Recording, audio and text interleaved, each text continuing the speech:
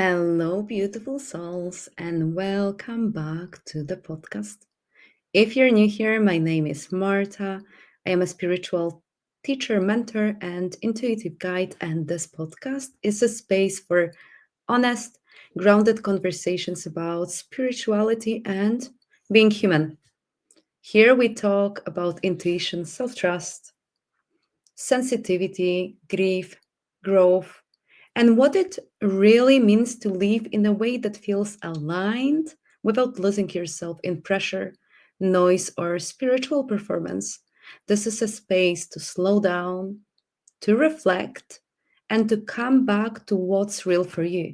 And now, before we go any further, I want to say this properly. Happy New Year! Happy New Year! Happy New Year! However, you're arriving into this year, however, you're feeling as you listen right now, you are welcome here exactly as you are. Today's episode is for the beginning of a new year, but it's not going to sound like most New Year episodes. Not that there is one template. I'll have a sip of coffee and then we'll dive into it.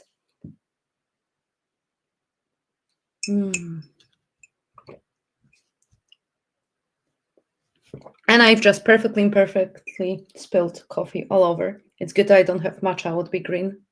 Am I covered in coffee? No.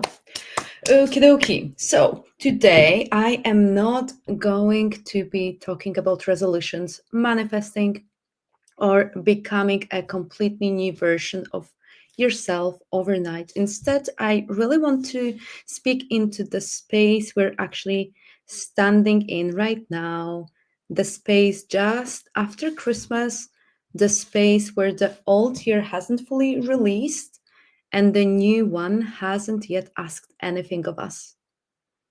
That in between space can feel strange, flat, tender, emotional, or perhaps quiet. And I want you to know that there's nothing wrong with that.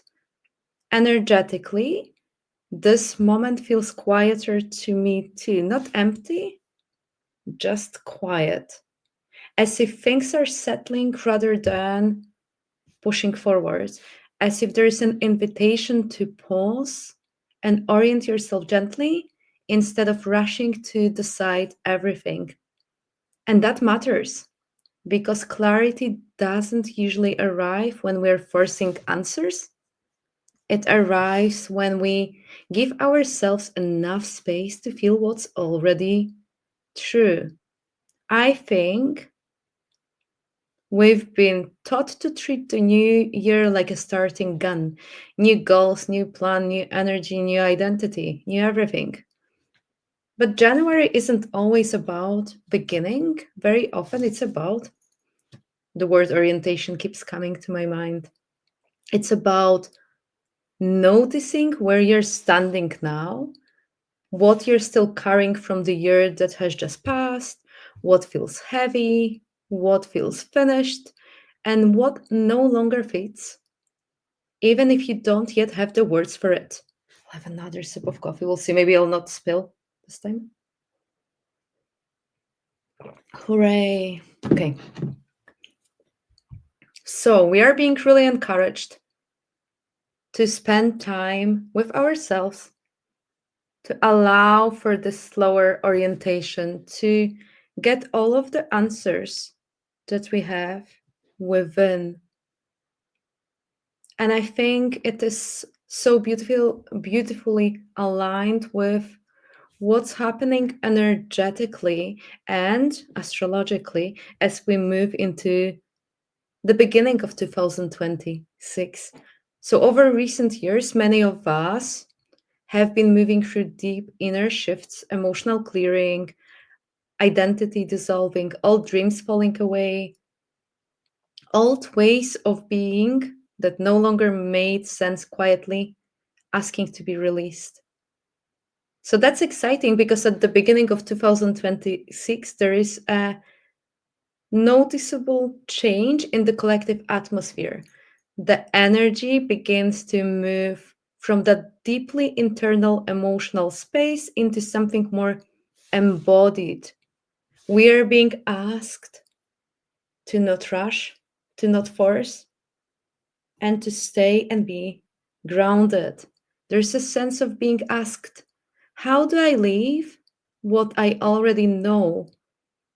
How do I bring insight into form? And how do I let inner truth meet my actual life? I truly believe there's an emphasis right now on structure, responsibility, and long term foundations rather than quick fixes or impulsive decision. It's an energy that asks us to be honest with ourselves about what we can realistically sustain. What can you tend to slowly? What can you commit to gently? And what needs to be simplified so it can actually last? So, this is not flashy energy, it's steady energy. And steady energy is often underestimated, especially in spiritual spaces that prioritize intensity, expansion, and constant becoming. And this time of year, I also notice how easy it is to start looking outside of ourselves for direction. We ask questions like, what should I be doing now? What's the right path this year?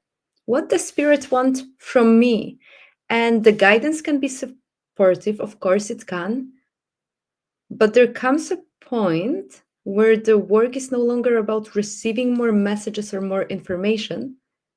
It becomes more about trusting what you already know, not in a loud or dramatic way, not in a way that demands certainty, but in a very quiet, grounded, embodied way. And often that self trust shows up as a simple knowing of what you are done with, what drains you, what you're no longer willing to carry into another year. That kind of clarity doesn't shout, it doesn't announce itself, it settles. So if you're feeling tired, perhaps reflective, emotional, or a little unsure as this year begins, I want you to know that you're not behind and you're not missing something. And definitely, you are not failing to start the year properly. Another sip of coffee. This is risky today. Hmm. I cannot do those podcasts without coffee. Well, I could, but I'm enjoying speaking to you guys and I'm enjoying my coffee, so why not? Okay, I've just finished it. I'll not be spilling anything. Well, I have a cup of water. I can all. Okay. I truly believe that this year may be a year of integration rather than expansion, a year of grounding rather than reaching, a year of letting your nervous system catch up with your insight. And that kind of growth often happens quietly in how you respond to your life day by day. So rather than setting big goals right now, of course, do whatever you want. But this is what I keep hearing from the spirit world, that rather than setting big goals right now, you may simply sit with a few gentle questions. So if you like journaling, you can journal or just sit with them and see what answers are going to arrive. Question number 1. What am I no longer willing to carry into this year? Second, where am I ready to be more honest with myself? And third, what does steadiness look like for me now? And there is no rush to answer these, because you can dedicate, let's say, 5-10 minutes and sit and journal, or maybe allow for all of the answers to come. But I want you to also be mindful and be aware of what's going on around you, because when you set those answers, your intuition, your spirit team, they might give you information throughout the day and in the coming days as well. So there's no rush to answer these, and you can keep coming back to those questions. I definitely don't want you, Spirit World doesn't want you to have another thing on your to-do list. So no pressure to decide anything today. And sometimes the most powerful thing we can do at the beginning of a year is listen. Just listen without trying to fix or improve what we hear. So before we finish this episode, I want to offer you a short grounding meditation, and you can do this now, or you can come back to it later. So if it feels safe for you to do so, and definitely if you're not driving, gently close your eyes and take a slow breath in through your nose and a long breath out through your mouth. And feel the weight of your body where you're sitting. Notice the support beneath you. And take another breath in. And as you exhale, imagine releasing the pressure to have this year figured out. Allow your shoulders to soften, your jaw to relax, and your breath to deepen. Take another deep breath in through your nose and long breath out through your mouth. Now, imagine yourself standing at the threshold of a new year. You're not rushing forward. You are not being pulled back. You're simply standing here, present. Notice what you're carrying with you and gently acknowledge what you're ready to lay down, what you're ready to release. There's no forcing, no drama, just honesty. Take one more slow breath in and out. And when you're ready, gently bring your awareness back into your body, back into the room.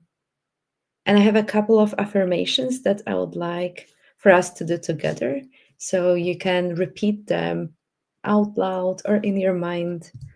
Because there's something powerful when we do it together. I trust myself to move at the pace that's right for me. I trust myself to move at the pace that's right for me. I trust myself to move at the pace that's right for me. I release what no longer fits my life. I release what no longer fits my life. I release what no longer fits my life. I allow clarity to arrive in its own time. I allow clarity to arrive in its own time. I allow clarity to arrive in its own time. I am grounded, supported, and present in my body. I am grounded, supported, and present in my body. I am grounded, supported, and present in my body. I honor my sensitivity and my truth. I honor my sensitivity and my truth. One more time. I honor my sensitivity and my truth. And the last one. I begin this year with honesty, steadiness, and care. I begin this year with honesty, steadiness, and care. Let's do it one more time. I begin this year with honesty, steadiness, and care. Let's take another deep breath in and out. Okay, I love it. I will be sharing reflections like this throughout the year, including how I'm sensing the wider energetic landscape as it shifts, not as predictions, but Well, definitely not as promises, but as context we can use to orient ourselves more deeply and live more honestly.